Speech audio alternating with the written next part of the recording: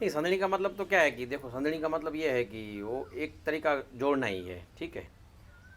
तो वीविंग के उसमें अगर लैंग्वेज में बोलेंगे ना, तो सांदनी का मतलब है जोड़ना, और जोड़ना है ना वो आध्यात्मिक रूप से भी है, कारीगरी की रूप से भी है, एक पीढ़ी से दूसरी पीढ़ी से उसको समझाने का, सिखाने का वो भी है, वो सब जोड़ है। और वीविंग एक ऐसी चीज़ है, वो एक साधना है, वो एक ध्यान है, वो एक योग है, और वो एक जोड़ है।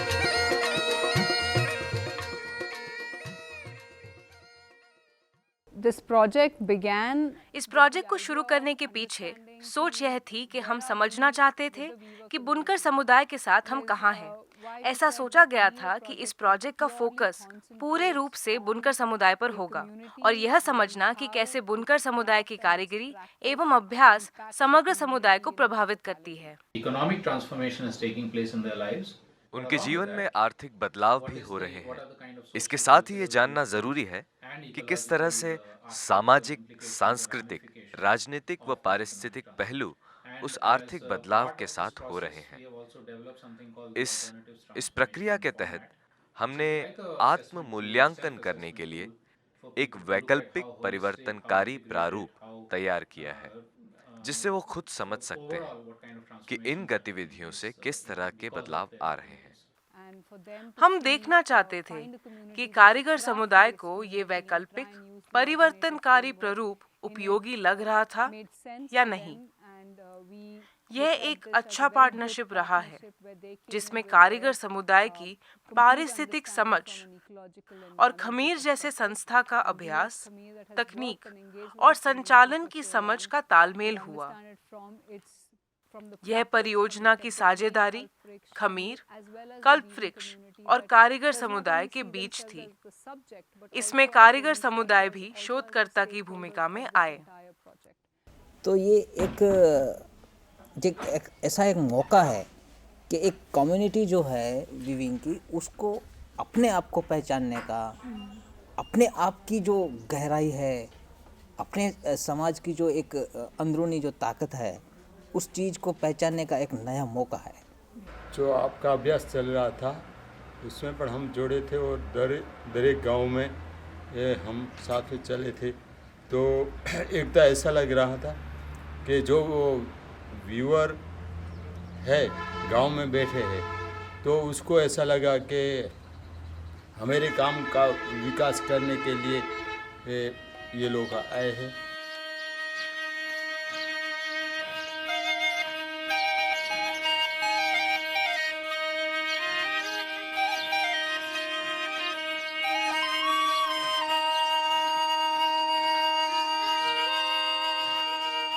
જ્યારે અભ્યાસની શરૂઆત કરી ત્યારે અમારી ઈચ્છા આખા કચ્છના जब हमने शुरुआत की तब हमारी इच्छा थी कि हम कच्छ के उन सभी गांवों में पहुंचें जहां पर भी बुनकर समुदाय काम कर रहे हैं। एप्लीकेशन सर्वे के माध्यम से हम सभी बुनकर मित्रों तक पहुंच गए हैं, लेकिन अभ्यास के केंद्र के जो मुद्दे थे उन्हें गहराई से शोध करने के लिए हमने केवल 15 गांवों का ही चयन किया है। So the 15 villages that were identified. कारीगरी की विशेषता के आधार पर इन 15 गांव का चयन किया गया था, जैसे कि सिराचा गांव के कारीगर जो दूसरे व्यवसाय से जुड़ गए थे लेकिन अभी वह वापस आ गए हैं, या फिर कोटा गांव जहां के कुछ युवा वापस बुनाई काम से जुड़ रहे हैं, या फिर आदोई, मोटा वरनोरा जहां के लोग निर्माण कार्य से जुड़ गए थे लेकिन अभी वह वापस आकर बुनाई का काम कर रहे हैं। When we started वैकल्पिक परिवर्तनकारी प्रारूप को ध्यान में रखते हुए हमने कुछ शोध के तरीके अपनाए, जैसे फील्ड का दौरा करना, अलग अलग लोगों के साथ चर्चाएं की, साक्षात्कार किए और रियान में भी हिस्सा लिया। रियान कच्छ की वनकर समुदाय की एक प्रथा है जिसमें समुदाय के लोग रात को इकट्ठा होकर भजन गाते हैं। हमने बुनकर समुदाय की इन सांस्कृतिक रिवाजों और रीतियों को अपने अध्ययन का हिस्सा बनाया और इसके साथ ही सामूहिक चर्चाएं भी हुई जिसमें अलग-अलग महिलाओं, जॉब वर्कर्स, युवाओं के साथ बातचीत भी की। अभ्यास के तरीकों को हमने सहभागी रखने की कोशिश की ताकि समुदाय एक हितधारक की तरह जुड़ा रहे। As part of this research, we wanted to create film. इस अभ्यास के लिए हमने फिल्म के द्वारा भी दस्तावेजीकरण करने की कोशिश की और इन फिल्मों को समुदाय की सहभागिता से बनाया गया है। बुनकर समाज के 7 युवाओं को शूटिंग व एडिटिंग का प्रशिक्षण मिला। इस प्रक्रिया से समाज के युवाओं का उनके खुद के समाज के प्रति दृष्टिकोण भी झलका।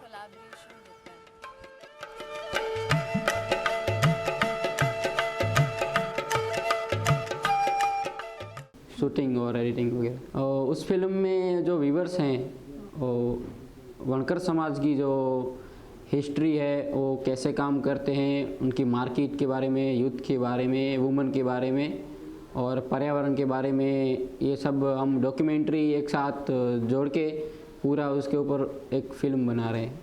फिल्म मेकिंग में तो हम सबके घर पे जाते थे, इंटरव्यूज़ लेते थे। कैमरा कैसे चलाना वो भी मुझे नहीं पता था, वो सीखा। किसी के साथ कैसे बात करना वो सीखा।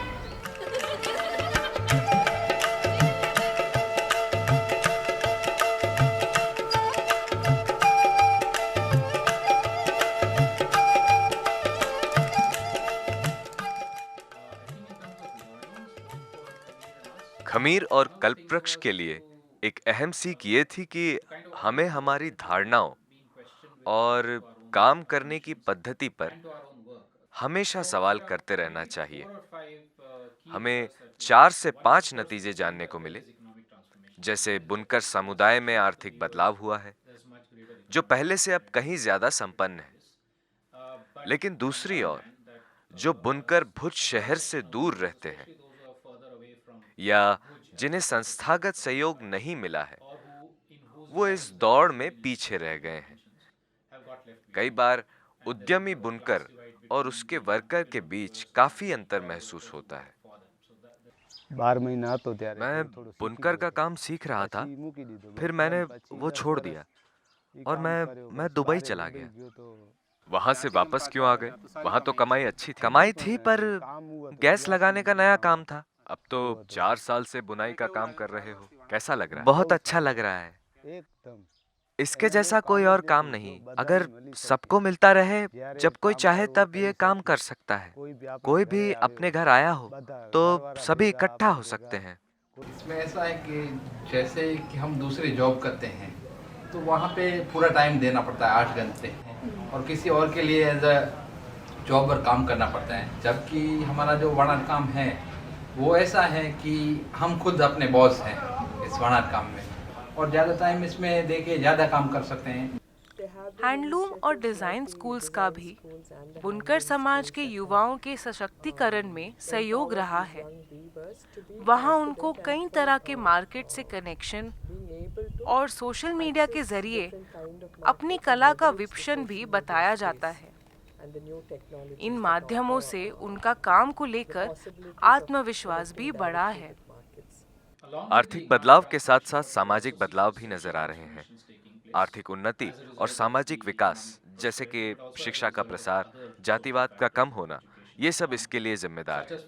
उदाहरण के रूप में ये समुदाय एक दलित समुदाय है और पहले होने वाले जातिवाद के कारण छुआछूत और भेदभाव भी हुआ करता था। एक तो ये तो बात है, वनाट या बुनाई करने से एक ऐसा थोड़ा सम्मान मिला है। साथ साथ में जो ये समय के साथ जो एजुकेशन आया, जो और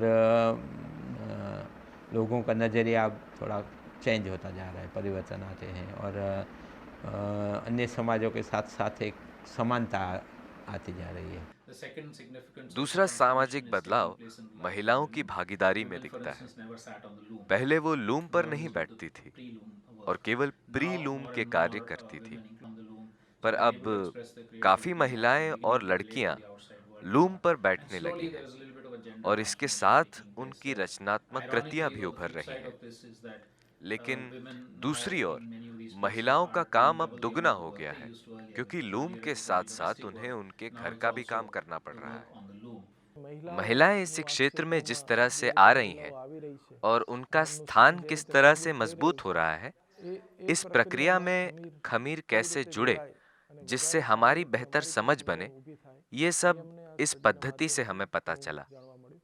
जो तीसरा मुद्दा हमने देखा है वो है युवाओं की भागीदारी।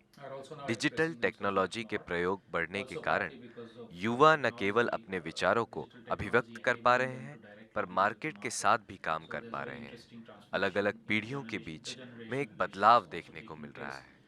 इस अभ्यास में जो वणाक के काम में से लगते हुए पर्यावरण के मुद्दे हैं, उसके ऊपर अभ्यास कर रहे हैं हम लोग।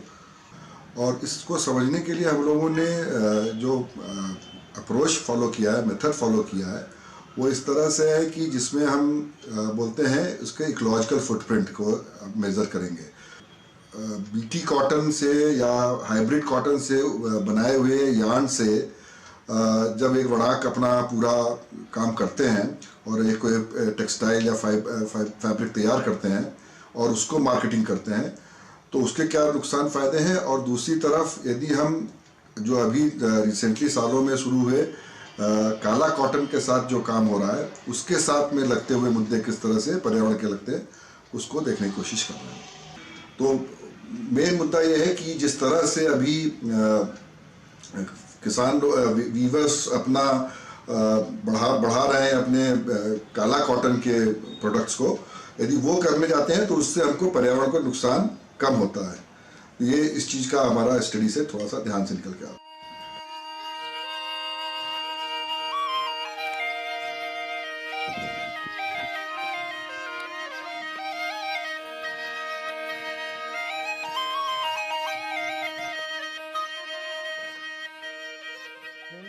समाज के कई पहलू होते हैं जो कि आपस में परस्पर जुड़े होते हैं, जैसे कि सामाजिक, आर्थिक व राजनीतिक। इनमें से किसी एक मुद्दे को लेकर समझना और फिर उसके आधार पर सभी को एक साथ देखना, समझना थोड़ा मुश्किल है।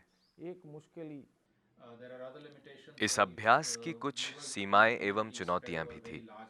कच्छ एक बहुत बड़ा इलाका है और बुनकर समाज बहुत फैला हुआ है, इसलिए हमने अभ्यास के लिए 14-15 गांव ही लिए।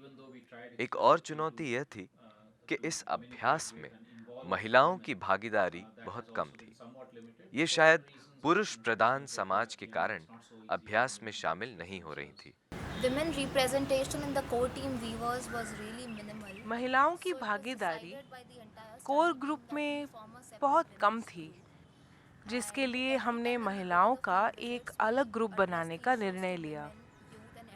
किसी भी मीटिंग में पुरुषों के बीच महिलाओं की भागीदारी कम होती है।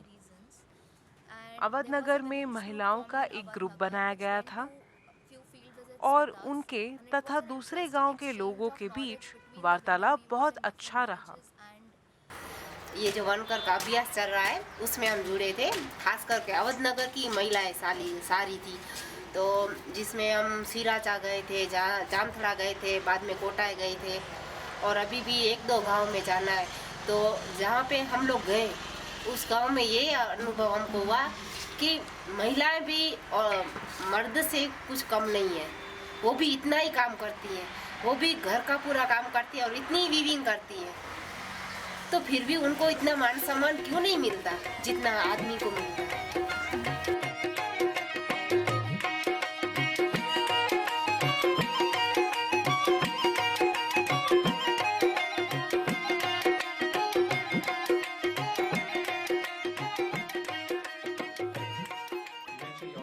भविष्य में अगर साधन उपलब्ध हों तो बुनकर समुदाय के इतिहास के ऊपर एक प्रदर्शनी की जा सकती है, जो कि बुनकर समुदाय भी चाहता है। इस अभ्यास के लिए खमीर की भूमिका एक फैसिलिटेटर की इसीलिए थी ताकि अभ्यास में समुदाय स्वामित्व बढ़े और वह अपनी इस कला को बाहरी दुनिया तक खुद ही ले जाए, बिना किसी संस्था पर निर्भर होकर। उम्मीद रही है कि इससे डिजाइन, नयापन और कला की भाषा बरकरार रखी जाए। कल्पवृक्ष, खमीर और KWA इन सभी ने इकट्ठे होकर कच्छ के बुनकर समुदाय व दूसरी कला के कार्य की दस्तावेजीकरण प्रक्रिया शुरू की है। और ये सिर्फ कच्छ के लिए नहीं, बल्कि पूरे भारत के लिए एक मॉडल की तरह साबित होगा। वगैरह जो भी ये डॉक्यूमेंटेशन बनेगा वो एक ऐतिहासिक तौर पे एक बहुत बड़ी अमूल्य चीज़ रहेगी और इससे हमारी पीढ़ियाँ प्रेरणा लेंगी।